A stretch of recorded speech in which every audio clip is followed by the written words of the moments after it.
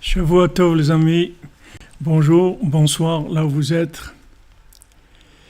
Baruch Hashem, content de vous retrouver, j'espère que vous avez passé un bon Shabbat, vous êtes bien reposés, vous avez pris des forces et vous avez beaucoup eu de connexion. Bezat Hashem. Voilà, on reprend notre Yeshiva de la cordonnerie. On va faire nos chaussures dans la simplicité, dans la joie, dans l'amitié. Bezat Hashem. Alors on fait le cours pour le refoua de tous les malades, délivrance pour tout le monde, tous ceux qui ont besoin, toutes celles qui ont besoin de quelque chose, que vous vienne facilement, Bezat Hashem. Et que le cœur il soit joyeux toute la semaine, avec Rabbi Nachman connecté, Bezat Hashem.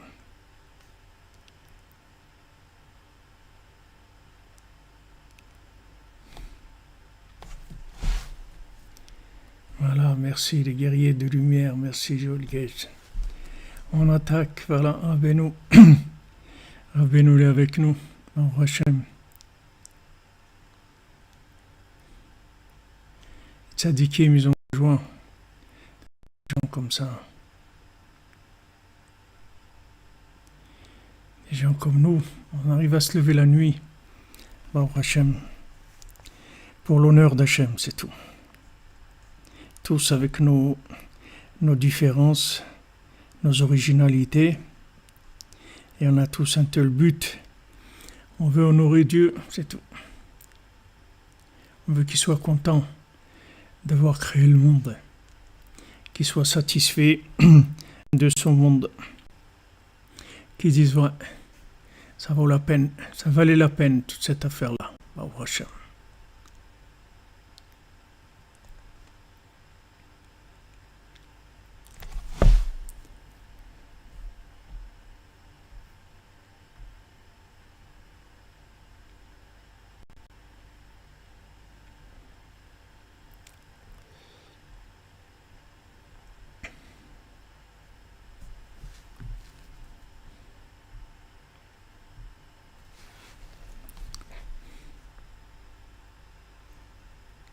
Exactement. Baruch Hashem, que Rabbeinu nous a accepté dans la yeshiva, dans sa yeshiva des cordonniers.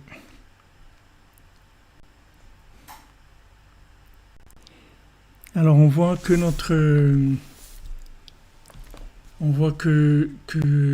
notre second du roi, il arrive devant le premier géant, et ce géant il essaye de le décourager, de lui dire que ça n'existait pas. Et lui, il insiste. Et donc ce géant, il appelle tous les animaux sur lesquels il avait le pouvoir, il dirigeait tous les animaux. Il leur a dit à tous, vous allez regarder partout s'il existe quelque chose comme ça. Et ils ont dit, on n'a jamais vu ça. Alors il lui a dit, tu vois, on t'a raconté de la folie. Et si tu veux m'écouter, tu ferais bien de retourner en arrière, parce que c'est sûr que tu ne vas pas trouver. Kienenu Baolam.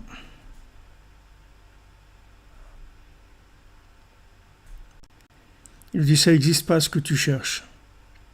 Et lui il a beaucoup insisté. Et il lui a dit c'est sûr que ça existe. Il lui a dit regarde, dans le désert, il y a mon frère qui est dans le désert, et lui il dirige tous les oiseaux. Peut-être qu'eux ils savent, comme ils volent dans l'air, en hauteur, peut-être qu'ils ont vu ce château-là. Il va le voir, et dis-lui que c'est moi qui t'ai envoyé le voir. On voit en fait que là, il est d'accord quand même que c'est pas très clair son truc. Merci beaucoup Marie-Claire et Bouchard et Johnny, qu'Hachem vous bénisse, que Rabbeinu soit avec vous pour protéger, vous bénir, vous donner tout ce que vous avez besoin, Bezat Hashem, dans la miséricorde, dans la joie, Bezat Hashem. on voit quand même que il reconnaît que les oiseaux, ils volent haut. Donc c'est possible qu'ils aient vu le château. Donc là, il reconnaît quand même que quand il lui a dit ça n'existe pas du tout ton truc, etc., avec le témoignage des animaux, peut-être qu'il s'est trompé parce qu'en fait les animaux, j'ai pas vu, c'est pas une preuve de quelque chose. Quelqu'un il l'a pas vu, alors il l'a pas vu, c'est tout. Mais c'est pas une preuve de quelque chose. Preuve de quelque chose, c'est pas j'ai pas vu. Quand on dit quelqu'un il dit non j'ai jamais vu ça, ok t'as jamais vu. Ça ne veut pas dire que ça n'existe pas. Tandis que là, il y a quelques petites prestidigitations imaginaires qui jouent un peu avec l'imagination, où il lui dit, d'un côté, il lui dit ton truc il vaut rien, c'est-à-dire que ça n'existe pas, mais en fait, il est pas très clair dans sa façon de faire, parce que les Maasé, en fait, les animaux, ils n'ont pas tout vu. Ils reconnaissent que eux, ils volent pas haut. Comme on dit, des gens qui volent pas haut. La fois Shlema pour Emma Batmonique, ils volent pas haut. Et donc, il n'a pas vu, c'est tout. Comme il dit le Baal Shem Tov, il dit, les gens, ils disent la Kabbalah, c'est des secrets. Et il dit, mais il me dit tout, c'est des secrets pour quelqu'un qui n'apprend pas. Le Chumash aussi, le Chumash, la Torah écrite, le livre, Bereshit, Shemot, Vaikra, Bamidbar, Dvarim, ça aussi c'est des secrets pour quelqu'un qui n'apprend pas. Alors il dit, quand quelqu'un dit ouais mais la Kabbalah c'est des secrets. C'est des secrets pour qui? Des secrets pour ceux qui n'apprennent pas, c'est tout. Il n'y a pas de secret. Mais Rabbeinu, Baruch Hashem, il révèle des secrets. Et ces secrets-là, ils restent quand même des secrets, mais ils arrivent à fournir ce qu'il y a besoin pour chacun. Ces secrets, ils arrivent à sécréter chez chacun, chez chacune ce qu'elle a besoin pour avancer. Donc là, il y a deux choses qu'on voit que, en fait, quand les gens ils vous disent que ça n'existe pas, ce que vous cherchez, vos rêves, ils n'existent pas, vos aspirations, elles n'existent pas, c'est du mensonge, tout ça. Il y a quand même des choses qui sont fausses, même d'après eux, c'est-à-dire d'après le géant lui-même, toute son assurance, sa grandeur, le géant, le fait qu'il a un grand arbre et tout, il y a quand même des choses qui laissent à désirer. Première chose, le fait qu'ils n'ont pas vu, c'est pas sûr que ça n'existe pas. Et il dit voilà, je vais quand même t'aider. Tu vas aller chez mon frère. Donc en fait c'est un jeu, comme on a dit, c'est un jeu entre le vouloir et le pouvoir, c'est tout. Un jeu entre le vouloir et le pouvoir, c'est là où tout va se passer.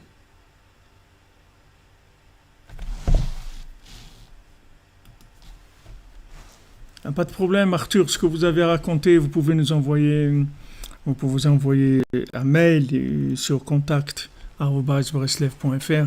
On vous répond, Bezat Hashem Besimcha. Alors il lui dit quand même, vous voyez, en fin de compte, il va l'aider et il va lui donner l'adresse de son frère. Il dit, tu vas voir mon frère et tu lui dis que c'est moi qui t'ai envoyé. Maintenant, il a déjà un appui de quelqu'un. Il a déjà un appui de son frère. C'est-à-dire qu'il vient avec il a quelque chose entre les mains quand même.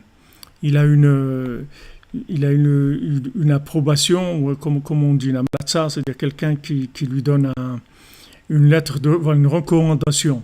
Une lettre de recommandation pour son frère. Donc il arrive déjà, il vient de chez son frère. Vous voyez, à chaque fois, toutes les situations, elles s'ouvrent tout le temps. C'est-à-dire que les seules choses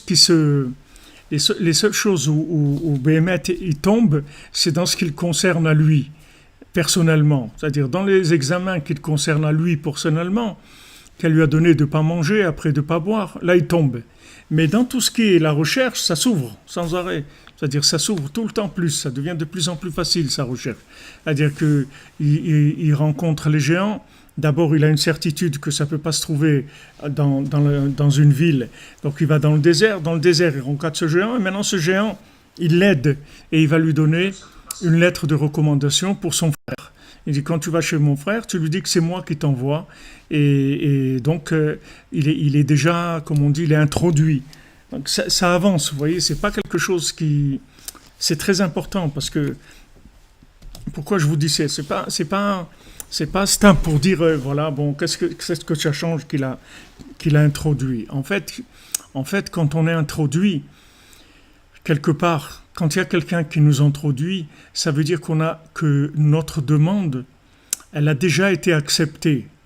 Seulement maintenant, on doit trouver les récipients qui vont pouvoir la réaliser. Alors Rabbeinu l'explique comme ça. Il dit que maintenant, il y a chez Hachem une miséricorde qui est une miséricorde simple de ce monde.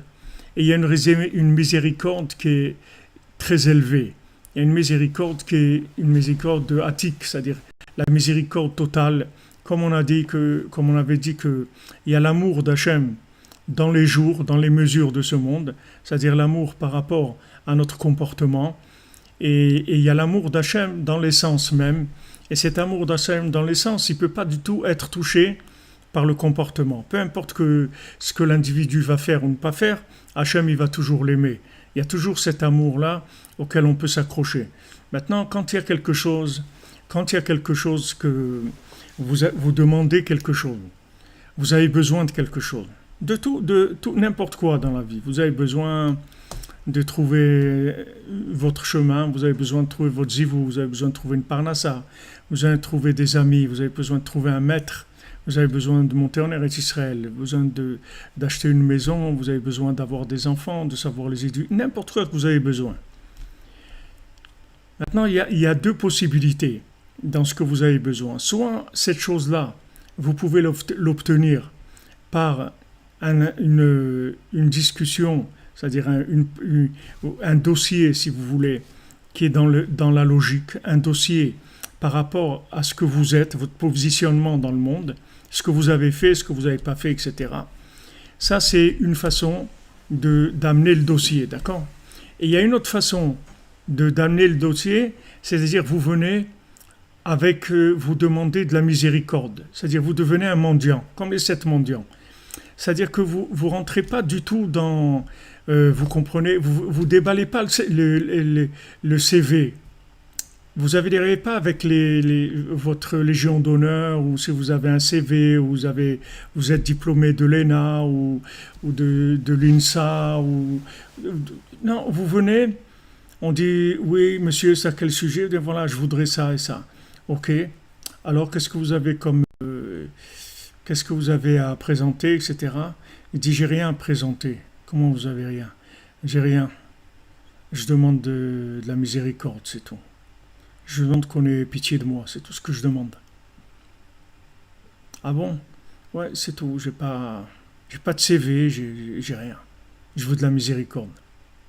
Alors maintenant, Rabbeinu l'explique, tout le problème, c'est de trouver la personne qui va être sensible à notre demande de miséricorde au moment où on en a besoin. C'est sûr qu'il y en a une. Parce que Rabbeinu l'explique que si on vise trop haut, ça ne va pas marcher. C'est-à-dire que si on vient demander de la miséricorde à quelqu'un qui est haut placé, le fait qu'il est haut placé, avant d'arriver chez lui, il y a beaucoup d'élimination de CV avant d'arriver chez lui. Donc si vous venez avec un dossier de CV, ça peut peut-être marcher chez lui si vous êtes blindé, si vous êtes quelqu'un de très fort. Maintenant, si vous venez avec la miséricorde, chez lui, ça ne va pas marcher. Parce que lui, là où il a des exigences. Donc, ce n'est pas à lui qu'il faut s'adresser. Par contre, vous avez quelqu'un qui est à votre niveau, il peut recevoir vos dossiers dans la miséricorde. Maintenant, une fois que cette personne, elle a accepté votre dossier dans la miséricorde, elle, comme elle est déjà introduite, elle peut faire la demande à quelqu'un d'autre qui est comme on dit, dans la lignée, dans la montée, dans la hiérarchie. Voilà, c'est le mot que je voulais dire. C'est-à-dire, elle peut faire votre demande de miséricorde dans la hiérarchie. Tandis que maintenant, si vous venez avec votre demande de miséricorde, mais avec quelqu'un qui est trop haut placé pour vous, ça ne va pas marcher. Vous n'allez pas placer le dossier. Alors Rabbeinu, il présente comme ça. Il dit maintenant, vous avez besoin de quelque chose. Et il y a un très grand riche qui peut vous aider. Maintenant, ce très grand riche-là, il va pas faire cas de votre demande. Alors Rabbeinu, ce qu'il dit, c'est qu'on va voir quelqu'un qui est riche, mais pas immensément riche comme celui-là, un petit riche, un riche mais moyen. Et on va lui demander ce qu'on a besoin. Et ce petit riche-là, il peut écouter notre demande. Et si maintenant on arrive à obtenir dans son cœur notre demande, alors lui-même, il va aller après demander au grand riche ce qu'il a besoin. Alors Ben nous donne cet exemple pour la miséricorde d'Hachem. En fait, quand quelque chose a été accepté, même à un niveau très bas, ça veut dire que vous êtes déjà rentré dans la hiérarchie de la procédure d'obtenir la chose par miséricorde. Et Rabbeinu dit, si maintenant on passe par ce canal-là, de la miséricorde, on peut tout obtenir. Parce que quand il y a un dossier qui arrive, il y a deux couleurs de dossier. Il y a le dossier qui vient avec CV, c'est-à-dire qui s'appelle Kochivot Semyadi, c'est-à-dire voilà, ça s'appelle aussi Mathéos, qui s'appelle le bâton de ma force, c'est-à-dire voilà, je viens présenter mes droits, je viens demander avec mes droits. Donc ça s'appelle Mathéos. Quand quelqu'un vient demander avec ça, on peut lui donner ou ne pas lui donner. Tout dépend, maintenant, on va regarder sa position, ce qu'il vaut, etc. Mais si quelqu'un vient avec le dossier de miséricorde, couleur miséricorde, ce dossier il passe tout de suite. Seulement, le problème, c'est qu'il faut insister, c'est tout. Il faut insister. Dans l'autre, c'est pas la peine d'insister, parce que si vous êtes recalé dans celui de vous demander les droits, si on vous dit vous n'avez pas de droit, et vous insistez, vous risquez de vous attirer des ennuis. C'est-à-dire, on risque de vous contrôler et vraiment de vous faire des ennuis, des problèmes. Mais celui de la miséricorde, n'importe quel dossier, couleur, miséricorde, il passe. Il commence. Seulement, il faut insister. Vous voyez, mon cher Rabbeinu, quand il a parlé d'Eretz Israël et tout, il savait pas qu'il allait être disqualifié pour entrer en Eretz Israël. Il savait pas. Donc, quand il parlait au Bnei Israël, il s'incluait dans le Ham Israël. Il s'incluait dans le Ham Israël, d'accord? Il parlait avec eux, on va faire, ok. Maintenant, quand il a reçu l'interdiction de rentrer en Eretz Israël, alors là, il a commencé à Vaetranan. Vaetranan, il a commencé à supplier, comme Rachid dit, Vaetranan matanat chinam, cadeau gratuit. Ok, d'après la loi, j'ai frappé le rocher, c'est-à-dire j'ai utilisé, quand Hachem il m'a dit de leur donner de l'eau, j'aurais dû parler avec le rocher. Au lieu de parler avec le rocher, j'ai frappé le rocher, c'est-à-dire j'ai utilisé ma valeur, c'est-à-dire ce que je valais, je suis venu avec des droits. Et ça n'a pas marché. C'est-à-dire que ça a marché, il y a eu de l'eau, mais seulement Hachem il a dit tu peux pas rentrer parce que tu m'as pas sanctifié. Donc il dit pour rentrer en Eretz Israël, tu peux pas venir avec un CV. En Eretz Israël, tu viens avec 0. Tu peux pas avec un CV parce que il y a pas le droit. Personne n'a le droit de vivre en Eretz Israël. De droit, personne ne peut vivre en Eretz Israël. Tout celui qui vit en Eretz Israël, il ne vit que par tolérance et miséricorde. Personne ne peut vivre en Eretz Israël de droit. Et c'est comme ça toutes les valeurs.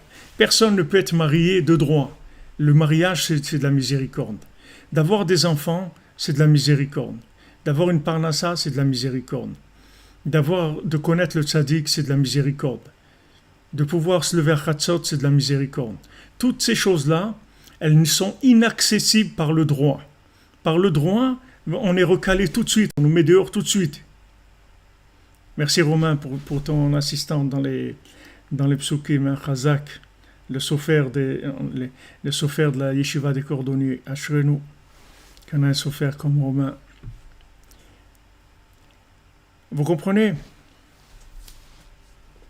C'est-à-dire que maintenant, ce sont des choses qu'on n'obtient que par miséricorde. Et si maintenant on les a eues, sans avoir demandé, sans avoir fait de demande, on a eu ces choses-là, il faut savoir que c'est un cadeau. On a reçu un cadeau, ok, on n'a pas fait de demande, mais on a reçu un cadeau. Donc il faut avoir l'attitude par rapport au cadeau de remercier tout le temps. Ça, c'est la façon de garder le cadeau, pour pas chas v'shalom le perdre. C'est de remercier tout le temps sur ces choses-là, parce que ce sont des cadeaux. Maintenant, quand on va faire une démarche pour obtenir quelque chose par la miséricorde, il va falloir insister, comme il a fait ici. Il a insisté, jusqu'à que maintenant, il a obtenu le soutien du géant. Ça, c'est le premier géant. Après, il va chez le deuxième, chez le troisième. Nous, aujourd'hui, on est déjà dans la 5G. On est dans le cinquième géant. On a passé déjà 4. Maintenant, nous, on est le cinquième géant. Et le cinquième géant, il a l'air méchant. Il a l'air très méchant. Vraiment très méchant. Et il veut nous décourager. Et il veut pas il n'a pas l'intention de nous laisser passer du tout. Il veut pas nous laisser aller chercher la princesse. Mais il ne sait pas qu'on s'est préparé, au Hachem, qu'on a une yeshiva des cordonniers, qu'on se prépare à Chatzot, et on se prépare avec l'Aïd Bodedout, avec le Tikkun Klali, avec Ouman, et avec le fait qu'on est unis. Et ça, le cinquième géant, la 5G, il ne sait pas qu'on a ça. Donc il va être très très étonné, parce qu'il va voir la force. Demain matin, c'est l'Askarat de votre maman Nicole Batester. Bezrat Hashem Leilou Nishmata, Bezrat Hashem Shiye. Nishmata Tzora Betzora Chaim, Bezrat Hashem, que Rabbeinu Nachman Fega, il s'occupe d'elle et il l'amène dans le meilleur endroit, dans le paradis qui lui correspond, Bezrat Hashem.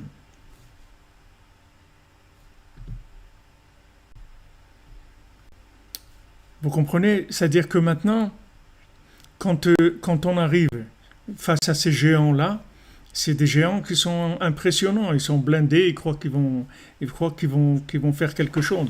Donc nous, bon, Hachem, Rabbeinu nous a préparés. Et la 5G, ça ne nous fait pas peur. Parce que aussi la 5G, non seulement elle va tomber, mais elle va se mettre à notre disposition. Vous ne pouvez pas savoir qu'est-ce qui peut sortir de la 5G. Il peut sortir de la 5G, en fait, qu'on peut communiquer en Zoom avec l'autre monde. On ne peut pas savoir ce qui va sortir de là. Peut-être que mon cher Rabbeinu va nous parler avec la 5G.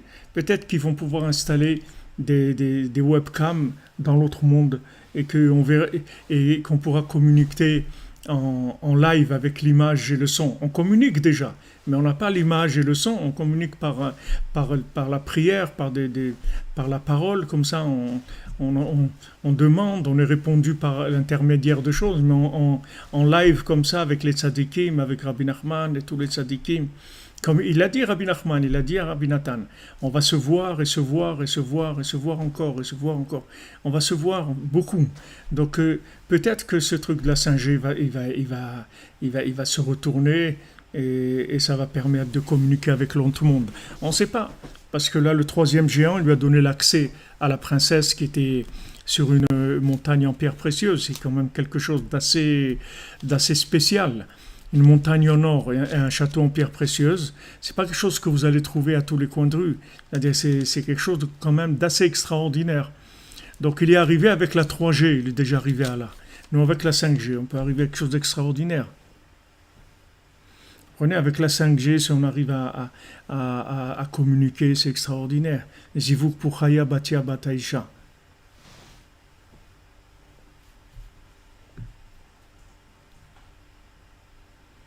On ne sait pas, mais nous, ce qu'on sait, c'est qu'on va gagner. Oui. C'est ça notre force à nous.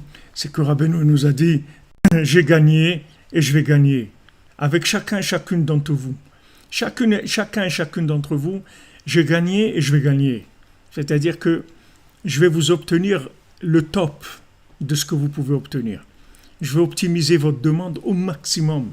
Je vais vous obtenir tout, de réparer votre âme de façon la plus extraordinaire possible. Ça, on a une garantie de Rabbeinu.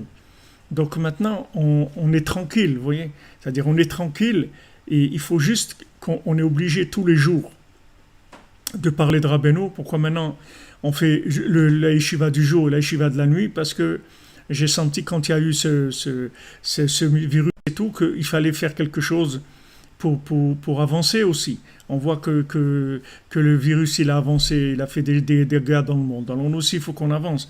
Donc maintenant on parle du tzaddik le jour et la nuit. Pourquoi? Parce qu'on a besoin de connecter la mémoire. Parce qu'on vit dans une fourmilière d'oubli.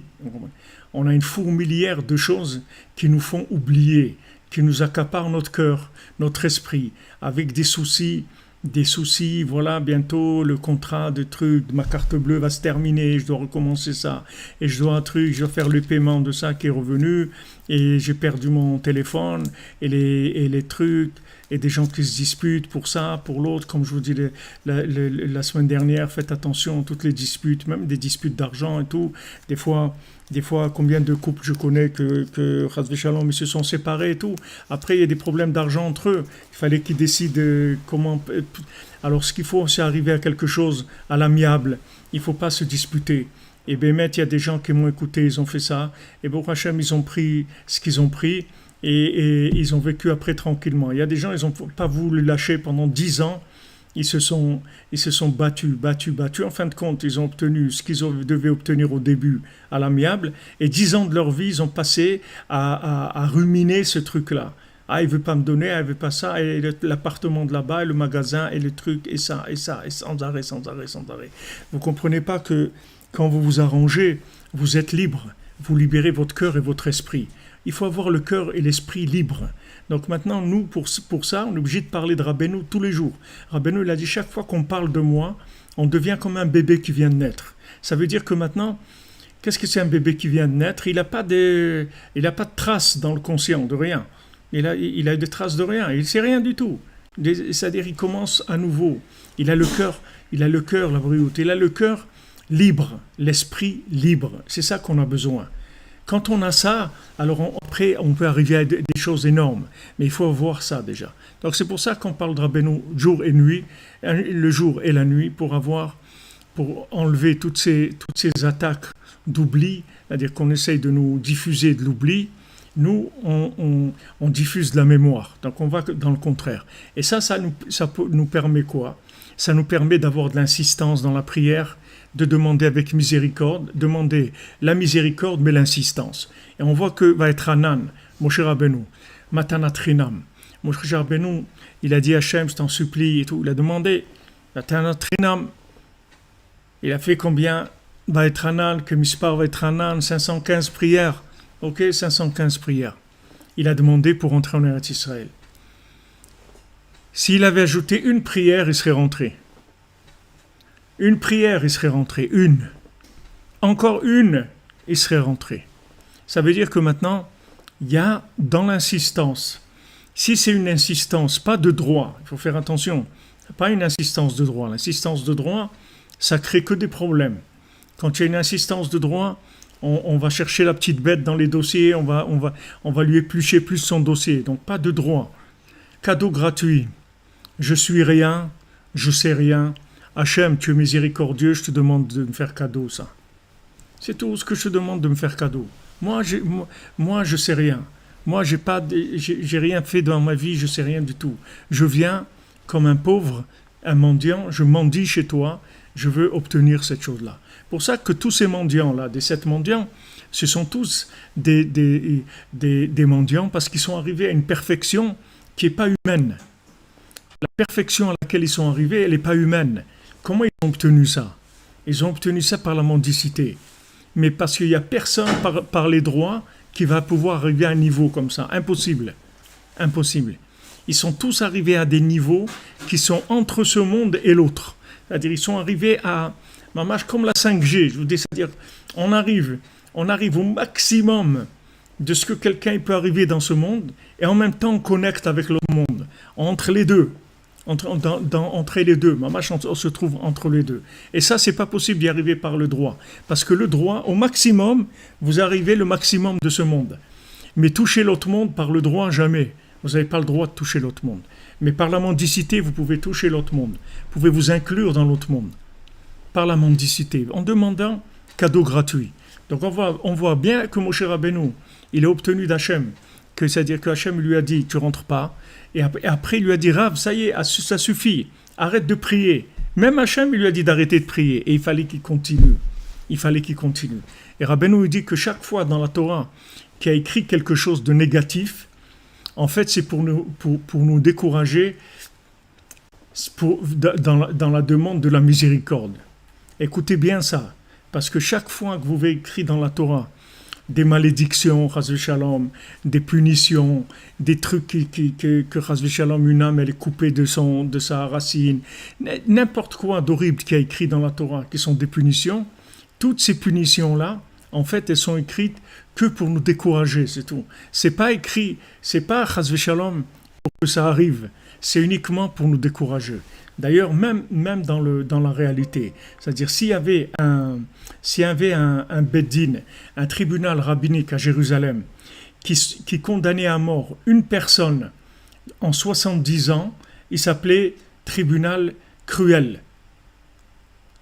Parce que ça n'existe pas de condamner à mort quelqu'un. On ne peut pas.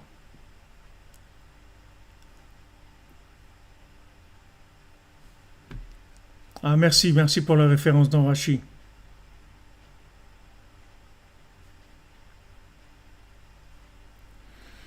Vous avez raison, Sandrine. C'est d'abord aller à Ouman, après on est à Israël. C'est sûr. Si Moshe Rabbeinu, il n'est pas arrivé à faire sortir les gens d'Égypte. Il a laissé 80% derrière. Et même ceux qui sont sortis, ça a été tellement de problèmes avec lui. C'est sûr qu'il avait besoin, après, de venir de façon plus complète, qu'ils viennent sous la forme de Rabbeinu, et que les gens d'abord ils aillent à Ouman, après on est à Israël. Et ça, je vous l'ai dit plusieurs fois. C'est bien, Sandrine, de nous le rappeler, que d'abord Ouman, après Eretz Israël. Et si vous n'êtes pas bien en Eretz Israël, il faut aller à Ouman et revenir en Eretz Israël. Si vous voulez ouvrir Eretz Israël, vous allez d'abord à Ouman, après vous revenez en Eretz Israël, vous ouvrez Eretz Israël. Parce qu'Ouman, c'est la racine d'Eretz Israël. Donc à chaque fois que vous allez à Ouman, vous allez obtenir Eretz Israël par la miséricorde, pas par le droit. Quand vous êtes en Eretz Israël, il y a les droits. Vous avez les droits de Olé Hadash. Olé et Olé Hadash. On va voir si c'est café au lait, on va voir qu'est-ce que ça va être. Mais si vous allez à Ouman, vous obtenez tout par la miséricorde. C'est ça tout le principe du tzaddik, si vous voulez. Alors maintenant, une fois que nous, on a cette certitude-là, que Rabbeinu est là, il prie pour nous, il marche devant nous, il s'occupe de nous, cette certitude-là, elle nous donne la force d'insister, vous voyez. On insiste, on demande, et on recommence. Quand on est fatigué, mais dès qu'on peut, on recommence et on insiste parce qu'on sait que ça dépend que ça. Maintenant, il a tellement insisté que ce premier géant, déjà, c'est devenu son soutien. Il lui a déjà donné une recommandation pour son frère, et il va chez son frère que lui dirige les oiseaux, et il dit peut-être qu'ils savent, parce que comme ils volent, alors, et peut-être qu'ils ont vu ça. Donc, il reconnaît le premier que ces animaux, ils ont un problème déjà technique, c'est qu'ils ne volent pas. Ils ne volent pas haut. Donc, c'est possible que ça existe et qu'ils n'aient pas vu. Donc, vous voyez, il a fait sortir déjà que l'autre, il reconnaît qu'en fait, quand il lui a dit ça n'existe pas, c'est un menteur. C'est un menteur. Parce que comment tu peux dire que ça n'existe pas? Tu as tout vu? Tu dis, j'ai pas vu. Mais j'ai pas vu, ça ne veut pas dire que ça n'existe pas. Il ne faut pas confondre. Ça, c'est un coup de prestidigitation. Il lui dit, mais non, ça n'existe pas, ces trucs et tout. Mais s'il dit, écoute, moi, d'après ce que je sais, d'après ce que j'ai vu, j'ai pas vu quelque chose comme ça. Mais ça veut dire, c'est possible que ça existe. Bien sûr, même ceux qui sont nés en Eretz Israël, ils doivent aller à Ouman. C'est sûr. C'est Vadaï. C'est sûr, s'ils vont pas au Man, vous savez combien ils doivent tomber avant d'arriver à être en Eretz Israël? Combien ils doivent tomber? Une fois, j'étais à Johannesburg. Et là-bas, j'ai vu un groupe un rave qui faisait un cours de Mishnah avec des élèves et tout. Et c'était des Israéliens. Et on a parlé, il m'a dit, regarde, nous on vivait en Israël, on n'était pas religieux. Il a fallu qu'on vienne ici habiter à Johannesburg. Et ici, on a fait tchouva. Et ici, on a connu Hachem. Et bon, Hachem, voilà, maintenant, on est tous des gens Shomer Shabbat. On fait les tefilines tous les jours. On étudie tous les jours 1h30 le soir avec le Rav. On fait des Mishnayot. On fait d'Afayomi de Gemara tous les jours. Pourquoi ils ont dû aller à Johannesburg? Ils sont nés en Eretz Israël. Voilà, ils sont nés en Eretz Israël. Mais c'est pas comme ça. C'est pas comme ça que ça marche. Eretz Israël, il faut l'obtenir avec la prière, Rabbeinu dit. Eretz Israël, c'est que par la prière. Il n'y a pas d'autre façon. Quelqu'un, il peut vivre en Eretz Israël s'il n'a pas de la prière. S'il n'a pas de la prière et de remerciements et de la supplication, ça ne marche pas. Eretz Israël, tous les jours, il faut remercier Hachem d'être là et il faut lui demander de nous garder, de nous donner le mérite de rester. Sinon, ça ne marche pas. Donc, il n'y a pas de quelqu'un qui est né en Israël. Alors qu'elle est née en Israël, ça veut dire quoi? Ça veut dire quoi qu'il est né en Israël? Alors, il est né en Israël, non. C'est vrai que c'est grand, d'après ce qu'il dit le Rav Azoulay, il dit que celui qui est né en Israël, il a un niveau d'âme il a un potentiel énorme. Mais maintenant, avant de prendre conscience de son potentiel, il faut qu'il ait un mérite pour cette prise de conscience. En tout cas, nous, ce que je voulais vous dire, c'est que la certitude, quand on est sûr de nous, qu'on va gagner, comme il nous a dit au début Rabbeinu, c'est sûr qu'il va la faire sortir, il va la trouver. C'est sûr. Maintenant, je vais vous raconter juste comment, pour vous donner un peu de trizouk. Mais normalement, si Rabbeinu il voulait nous donner le message, si vous voulez, télégraphique ou télégramme, il nous aurait dit, voilà, il a vu le second du roi, que le roi il avait de la peine et trucs, qu'est-ce qu'il a fait? Il est parti la chercher, il a été dans les déserts et tout, jusqu'à qu'il l'a trouvé, et bien au Hachem, à la fin, il l'a trouvé. C'est tout. Rabbeinu l'aurait dit que ça. Mais Rabbeinu, il commence à nous dire tout de suite qu'il l'a trouvé, pour pas qu'on commence à s'angoisser. D'abord, il nous dit, c'est sûr qu'il l'a trouvé. Maintenant, je vais vous dire comment.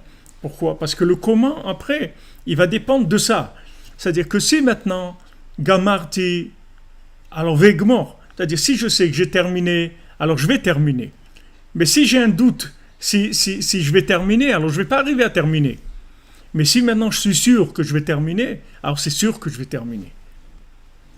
Donc ça, si vous voulez ça, il faut travailler sur ça tous les jours, ne pas laisser rentrer en nous des souffles de doute sur nous-mêmes, sur notre vie. Peu importe que vous ayez une vie cabossée, une vie comme elle est, avec des montagnes russes ou des montagnes en or, peu importe que vous avez eu dans votre vie.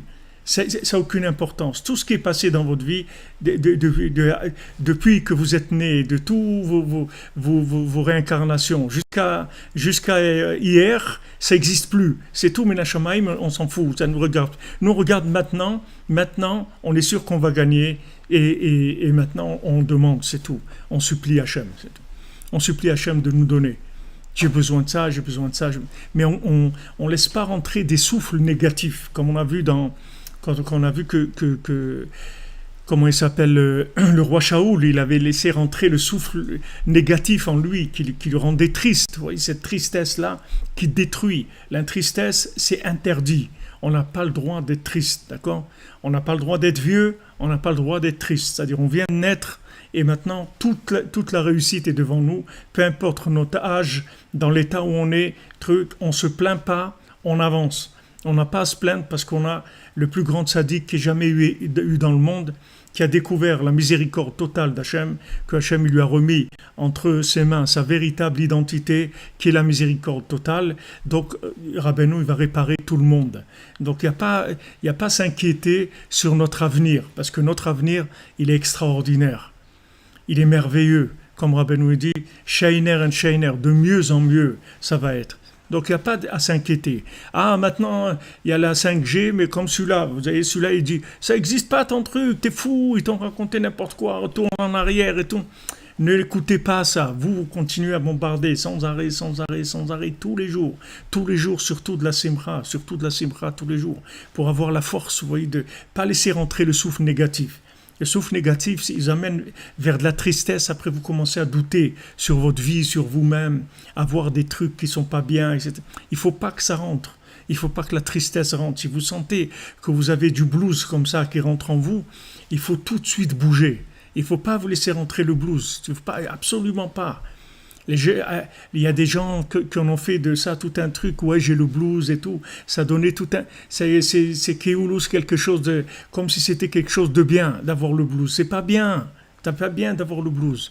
Il ne faut pas avoir le blues du tout, du tout, du tout. Il faut être Bessimcha. Pourquoi il faut être Bessimcha? Parce qu'il y a un maître qui s'appelle Rabbi Nachman qui s'est engagé et qui a garanti qu'il va nous réparer à tous le top. Pas nous réparer, nous bricoler avec un petit fil de fer, et un bout de ficelle et un élastique. Non, nous réparer parfaitement. On va arriver à la perfection de nous-mêmes. Donc ça y est, on peut se lâcher. Tranquille. Tranquille. Par contre, il faut savoir qu'on est attaqué par des gens qui veulent nous rendre tristes. C'est tout. Ils veulent nous rendre tristes, ils veulent nous rentrer en nous un souffle de tristesse pour commencer à douter. Voilà, c'est ce qu'il fait, lui, ce géant-là. Il essaie de le décourager, en fait. Alors qu'après, une fois que l'insistance, que son insistance a vaincu le découragement de l'autre, il lui avoue, en fait, que ce qu'il lui a dit, c'est pas vrai. Vous vous rendez compte? C'est-à-dire que il reconnaît qu'en fait, il savait pas. Alors qu'il il vient avec une assurance, un géant, comme ça, immense, avec un arbre énorme, c'est-à-dire ça, de la connaissance énorme, avec plein de diplômes, plein de connaissances, plein de trucs et tout. Il lui dit, ton truc, mon ami, mais ça n'existe pas du tout, mais t'es fou, mais ils t'ont raconté n'importe quoi, mais allez, arrête de perdre ton temps, rentre chez toi, ça n'existe pas, ces trucs-là. Et après, une fois qu'il insiste, l'autre, il lui avoue, même dans le droit, c'est-à-dire même dans la vérité logique, il lui avoue qu'en fait, il a menti. Parce qu'en fait, il dit, c'est vrai que les animaux, ils ne voient pas en hauteur. Donc, c'est possible que ça existe, mais c'est en hauteur. Vous voyez? Et regardez comment il se serait fait avoir s'il était venu avec s'il avait un petit peu de doute sur lui-même. Il serait fait avoir, Chas v'Shalom, par ce géant-là, qui lui dit, ça n'existe pas, ça n'existe pas. Et après qu'on va lui dire, alors qu'est-ce que tu as fait? Elle dit, eh bien, qu'est-ce que vous voulez? J'ai cherché, et je suis tombé devant quelqu'un qui m'a dit que ça n'existe pas. Et c'est pas n'importe qui, ce quelqu'un. C'est un des plus grands qu'il y a dans la génération. Hein. Il m'a dit que ça n'existe pas. Donc, j'ai dit, pourquoi tu n'as pas continué? Ça veut dire, je vais continuer. Je ne vais pas continuer. Il y a quelqu'un devant vous qui a une sommité, un géant. Une sommité, te dit, ça n'existe pas. Tu veux que j'aille plus loin? Ouais, tu dois aller plus loin. Ou tu dois aller plus loin. Tu dois aller plus loin. Continue, c'est tout. T'arrête pas. Ne t'arrête pas. Maintenant, quand il a continué, l'autre il s'est retourné. Non seulement il lui a servi pour la suite, c'est-à-dire il lui a donné une recommandation pour son frère, mais il a reconnu en fait qu'il a menti, que ce qu'il a dit c'était pas vrai. Donc peut-être qu'ils savent les oiseaux. Va chez lui et dis-lui bien que tu viens de ma part avec ma recommandation. Donc déjà il a une recommandation de quelqu'un de l'intérieur déjà. Déjà il s'est introduit déjà. Il est dedans, vous voyez. Et il a été maintenant plusieurs années pour trouver le deuxième. Il n'a pas pris rendez-vous pour le lendemain. Il a mis des années à trouver le frère. Et il retrouve encore un homme très grand. L'autre aussi, il avait un grand arbre. Il lui a demandé aussi. Il lui a raconté toute l'histoire. Et il lui dit, voilà, c'est ton frère qui m'envoie chez toi. Lui aussi, il a repoussé. Il dit, c'est sûr que ça n'existe pas. Il a insisté aussi.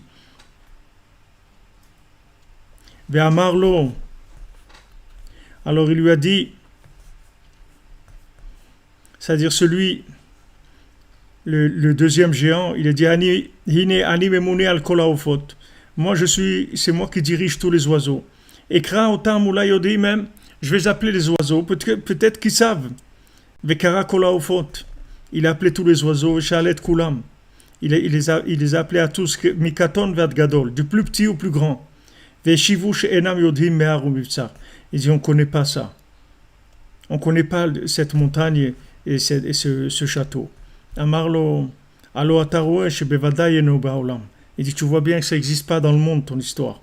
Im tishma leishuv lachorecha. Si tu veux m'écouter, retourne en arrière. Ki bevadai enenu, parce que c'est sûr que ça n'existe pas. Veu ivsiroto. Et lui, le second, il a continué à insister. Ve'amar shebevadai yeshno ba'olam. Il dit c'est sûr que ça existe. Amarlo. Il lui a dit, le grand homme, les halam bamidbar nimsa shamachi shememune al kol haruchot. Alors il lui dit tout de suite, il dit regarde, il y a mon frère qui dirige tous les vents. Ve'em ratzim kol haolam. Et eux ils courent dans le monde entier.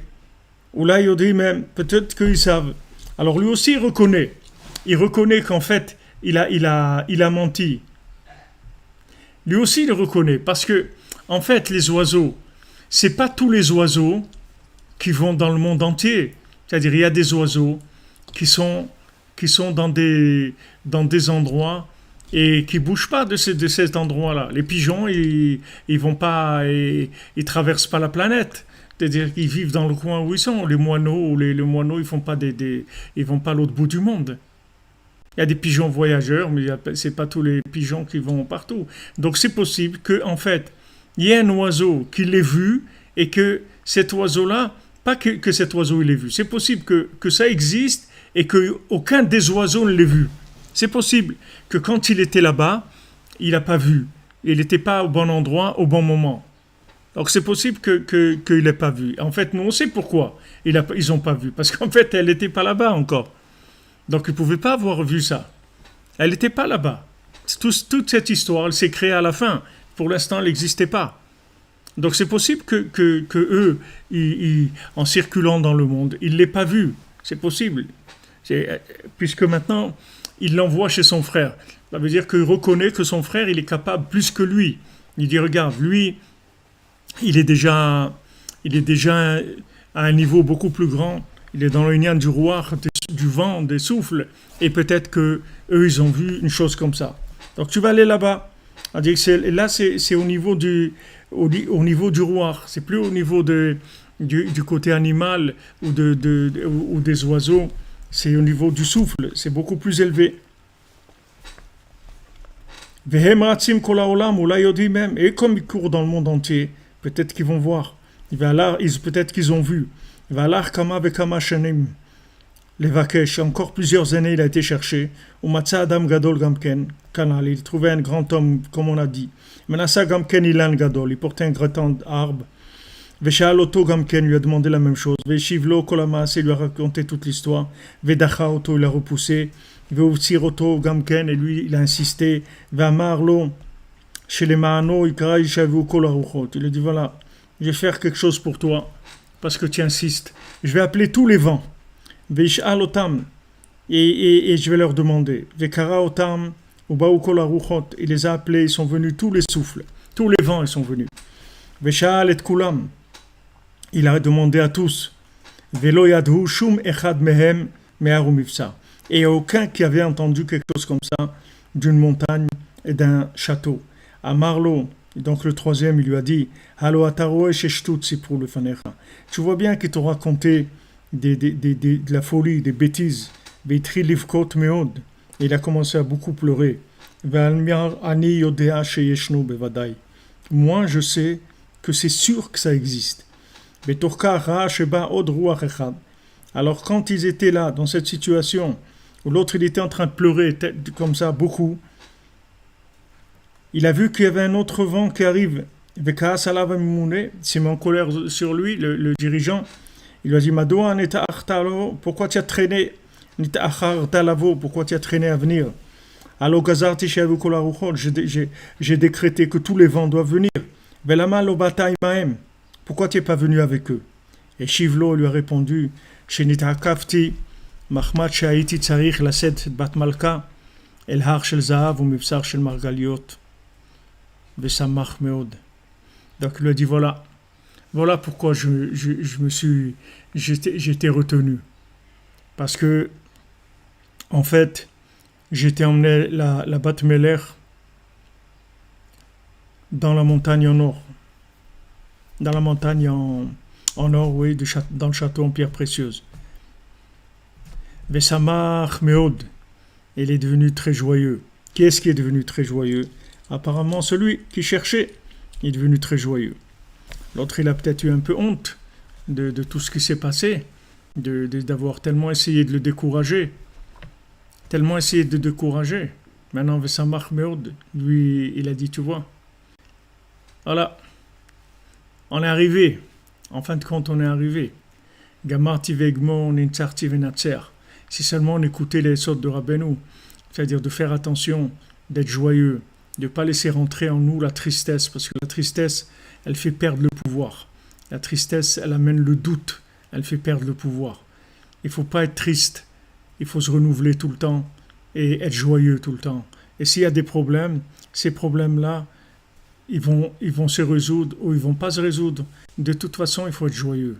Quoi qu'il se passe, parce que si on tombe dans la tristesse, alors on perd tous nos moyens. Et à ce moment-là, le Yitzhara, il nous fait imaginer des choses.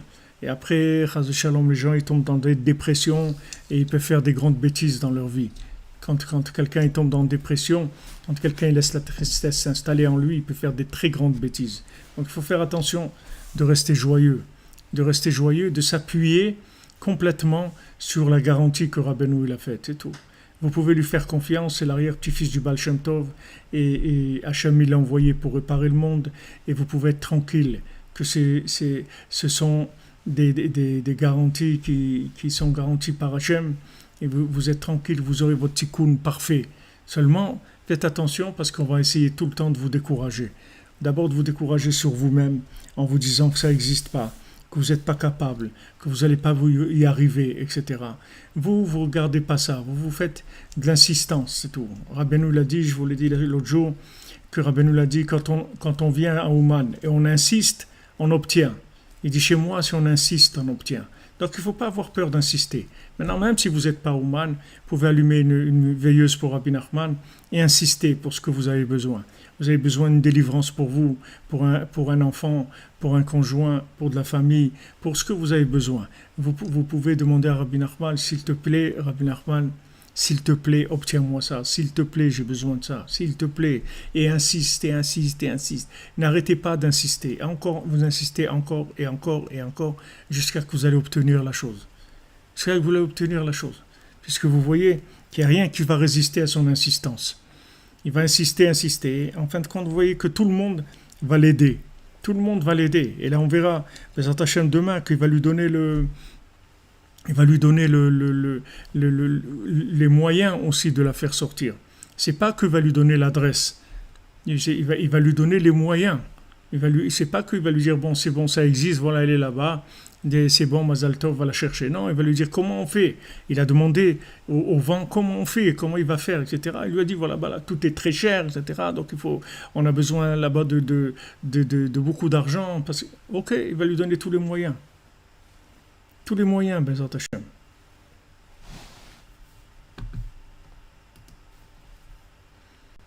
Voilà.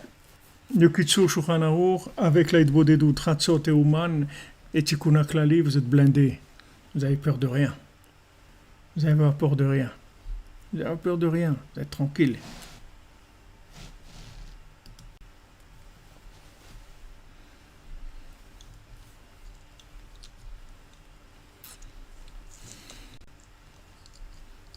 Bezat Hashem, on va croire dans l'histoire, Arthur. On est là, tous les gens qui sont là, ils ont des histoires de rêves, ils ont des histoires, tous des contes de fées. Toute la yeshiva des cordonniers, c'est des gens ils ont vécu toute leur vie des contes de fées, des choses extraordinaires. Donc il faut, Bezat Hashem, insister dans la miséricorde d'Hachem, demander, mais surtout faites attention, vous verrez, si vous vous habituez à repérer le souffle négatif, vous allez voir que ce souffle négatif, il essaye de s'introduire chez vous par toutes sortes de chemins, par des soucis d'argent, par des problèmes de dispute, par de la mésentente, par de la compréhension, par de la difficulté dans des trucs. Il essaie de rentrer tout le temps. Il essaie de rentrer. Et ça, c'est les choses la plus terribles. Parce que quand il rentre, il fausse l'imagination et après, on voit tout de travers. Après, c'est le mauvais œil. C'est-à-dire, il rentre et ça donne le mauvais œil après. Ça donne la mauvaise vision de la vie. Donc, il faut absolument ne pas laisser rentrer cette chose-là. Une fois que vous allez vous habituer à le faire sortir, parce qu'au début, vous ne vous rendez pas compte. C'est comme il dit dans le conte dans le 6e jour des 7 mendiants. Dans le 6e mendiant. Il dit là-bas qu'au début, elle habitait avec le roi, qui était le Yetzirah et tout, elle ne se rendait pas compte. Elle se rendait pas compte, elle était bien avec lui, tu ne se rendais pas compte. C'est-à-dire qu'au début, c'est-à-dire que tant que Rabbeinu ne nous le dit pas, on ne se rend pas compte combien la tristesse elle rentre dans notre vie. Par des trucs, par des nouvelles on nous annonce des trucs pas bien, ou quelque chose qui n'a pas marché, ou un truc, quelqu'un qui a un souci, ou un truc. On essaie de nous faire rentrer de la tristesse en nous. Et cette tristesse-là, elle déconnecte. Quand on a la tristesse, on se déconnecte du souffle divin, on perd la prophétie. Mais sinon, Rata Shifra Layam, elle a vu une simple servante dans la mer Rouge, elle a vu plus que ce qu'il a vu Yecheskel Ben Bouzi, plus que ce qu'il a vu le prophète Yecheskel. La moindre personne qui s'attache à Rabbeinu, même si de son lui comme il est, c'est un esclave, c'est une servante, il est dans l'addiction de tout ce qu'il y a dans le monde, de plus grande pourriture du monde, il a de l'addiction, de tout. Ok, il va voir même ce qu'un prophète il n'a pas vu, rien que par l'attachement à Rabbeinu. Comme ils ont vu avec Moshe, avec Rabbeinu encore beaucoup plus que ça, beaucoup plus que ce qu'ils ont vu avec Moshe. Parce que tout ce qu'ils ont vu avec Moshe, en fin de compte, ils sont pas arrivés à faire ce qu'ils avaient à faire. Et nous, on va arriver. Donc ça veut dire que ce que Rabbeinu nous fait voir, c'est beaucoup plus grand. Seulement faites attention à la tristesse, c'est tout. La tristesse, quand elle rentre, elle coupe la connexion. Et après, au lieu d'avoir la prophétie, on a du yush, du découragement, ou du désespoir, ou des nerfs, ou de la révolte, ou de la haine, ou de la rancœur, ou de la shonara, toutes ces choses-là. Faire très très attention à ça. Nous attachons, Shei Be'atzlacha.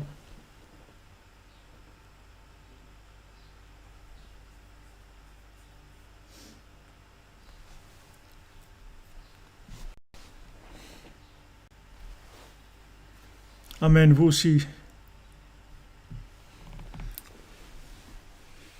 Vous aussi, Bezat Hashem, une bonne semaine.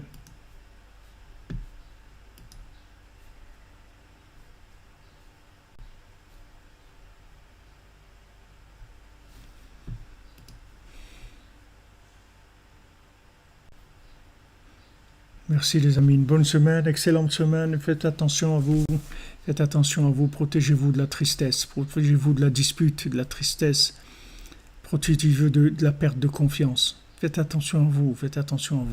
Parce que tout ce qui se passe dans notre vie, c'est que pour nous enlever ça. Parce que si on ne lâche pas sur ça, on a gagné, vous voyez. Vous voyez, on a gagné. Et à la fin, il a gagné. Regardez où sont tous ces géants maintenant derrière. Sûrement, il va les inviter à passer un week-end là-bas sur l'hôtel, dans l'hôtel là-bas de la montagne en or du château en pierre précieuse. Mais le seul problème, c'est de lâcher, c'est tout. C'est ça qu'il ne faut pas.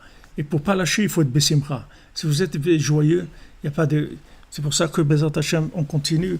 On n'arrête pas de parler de Rabbeinu tous les jours, Blénéder, jusqu'à que Béhémet, on puisse rapprocher encore des millions et des millions de gens qui puissent se rapprocher de Rabbeinu et vivre leur bonheur, leur réussite sur terre, au lieu de perdre le temps, se disputer et s'angoisser, et faire de la politique, et faire des manifestations, et faire des trucs, et toutes sortes de choses.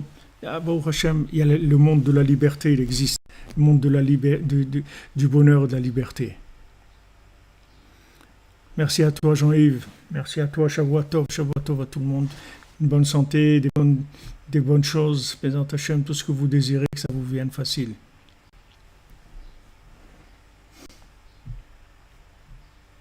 Voilà, comme vous dit Savgina, Rabbeinu, Rabbi Ma'ana, il est avec nous.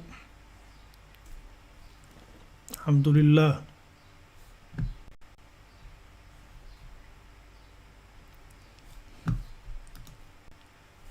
Voilà les amis, alors à demain, à tout à l'heure, on se retrouve pour le cours à 15h, Bezat Hashem.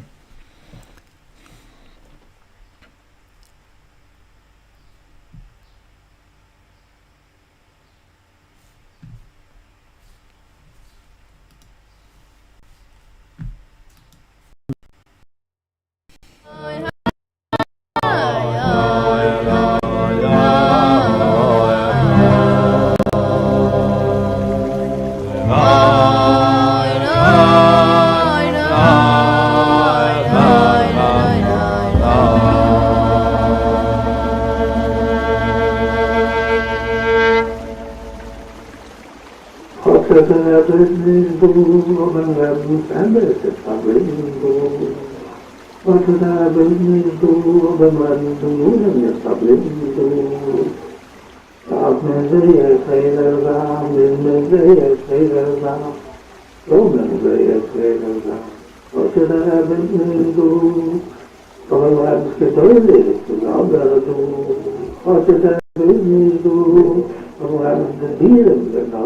you.